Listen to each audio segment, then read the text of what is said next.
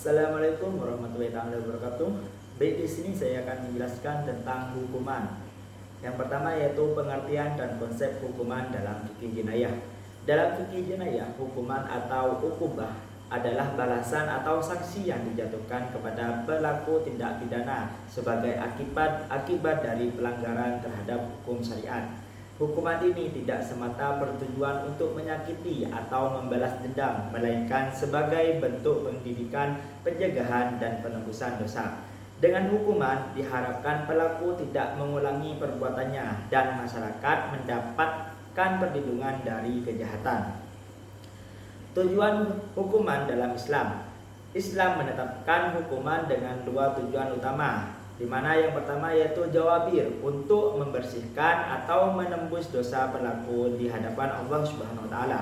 Yang kedua, zawajir, untuk mencegah terjadinya kejahatan di masa depan baik oleh pelaku maupun orang lain. Syarat pertanggungjawaban pidana. Supaya seseorang bisa dikenai hukuman dalam Islam harus terpenuhi 3 syarat. Yang pertama yaitu berakal sehat, di mana tidak gila atau dungu.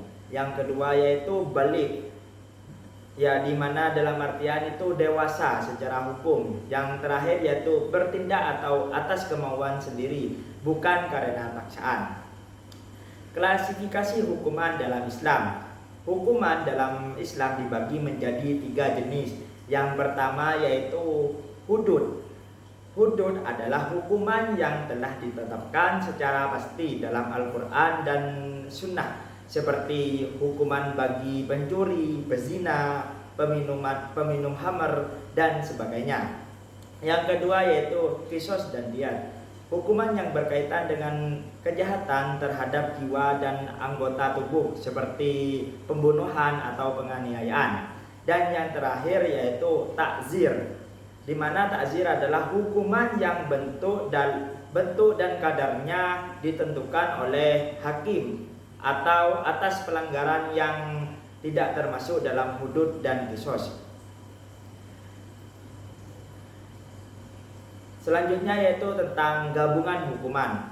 Dalam beberapa kasus, satu tindak pidana bisa dikenai lebih dari satu bentuk hukuman. Contohnya, seseorang yang melakukan zina dan sekaligus merampok, maka ia dapat dijatuhi hukuman hudud untuk keduanya. Jika terdapat 2 jenis kejahatan dan hukumannya berbeda, maka hukuman hudud didahulukan atas takzir. Dan jika 2 hudud bersatu, maka hakim bisa memilih salah satunya untuk menjatuhkan keduanya jika memungkinkan.